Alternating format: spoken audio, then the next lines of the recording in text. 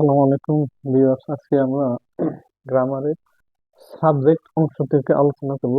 Subject, object এবং verb.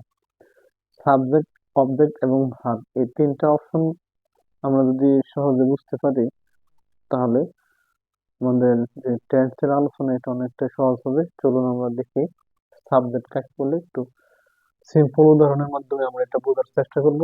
যেমন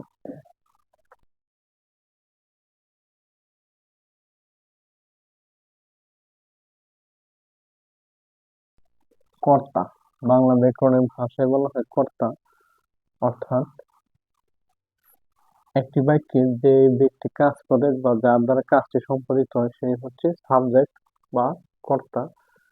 তো একটা উদাহরণের মাধ্যমে আমরা বাক্যে দেখব।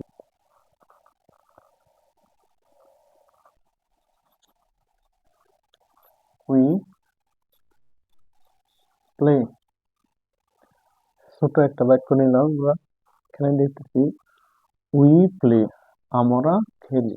যদি প্রশ্ন করা হয় কে খেলে, উত্তরে আসবে আমরা, উই। খেলার কাজটি কারা করতেছে, উই। এই উই ওয়ার্ডটি খেলার কাজটি করতেছে, তাই এখানে উই কে বলা হচ্ছে সাবজেক্ট। তো উই আমরা কি করি, আমরা খেলি। আচ্ছা, তো আমাদের এখানে মূল বিষয় যেটা, যে কে খেলে, কে দ্বারা প্রশ্ন করলে যে উত্তরটি পাওয়া যাবে সেটা হবে কি সাবজেক্ট। কে খেলে, আমরা খেলি, তাহলে উই হচ্ছে এখানে সাবজেক্ট। আচ্ছা, বি নাম্বার বাক্য যদি আমরা নিই, উই প্লে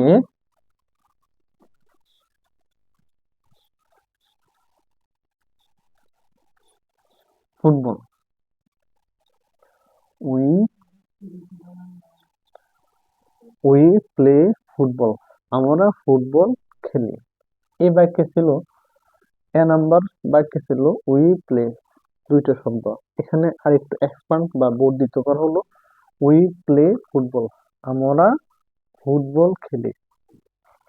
এখন এখানে আমরা এই বাক্যে, এখানে সংজ্ঞা অনুযায়ী আমরা সাবজেক্ট কি হচ্ছে উই। তো এই অংশটাকে আমরা কি বলি, আমরা কি খেলি, ফুটবল খেলি। আমরা কি খেলি, ফুটবল খেলি। কে খেলে, আমরা খেলি। কে দ্বারা প্রশ্ন করলে, কে খেলে,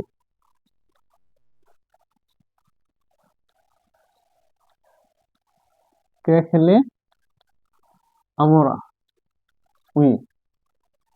এখানে উই হচ্ছে সাবজেক্ট, আর কি খেলে,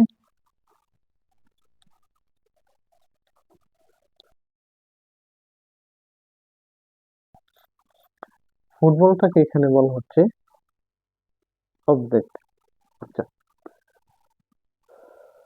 অর্থাৎ যার উপর নির্ভর করে এই সাবজেক্ট তার কর্মটাকে সম্পাদন করে সেটাকে আমরা বলি অবজেক্ট বা কর্ম।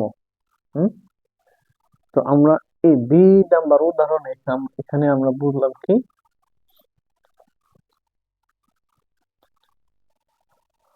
অবজেক্ট, অবজেক্ট বাংলায় যাকে বলা হয় কর্ম।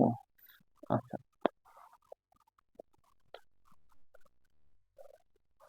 আরেকটা অবজেক্টের আরেকটা উদাহরণ আমরা দিচ্ছি।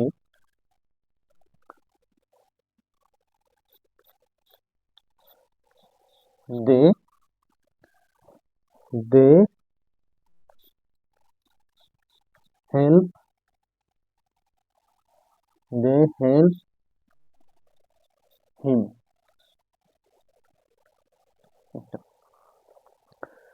তারা সাহায্য করলো, কাকে সাহায্য করলো, হিমকে। হিম মানে তাকে, তারা তাকে সাহায্য করলো। যদি প্রশ্ন করা হয় তারা কাকে সাহায্য করলো, তারা তাকে সাহায্য করলো, হিম। তাহলে হিমটা হচ্ছে এখানে অবজেক্ট।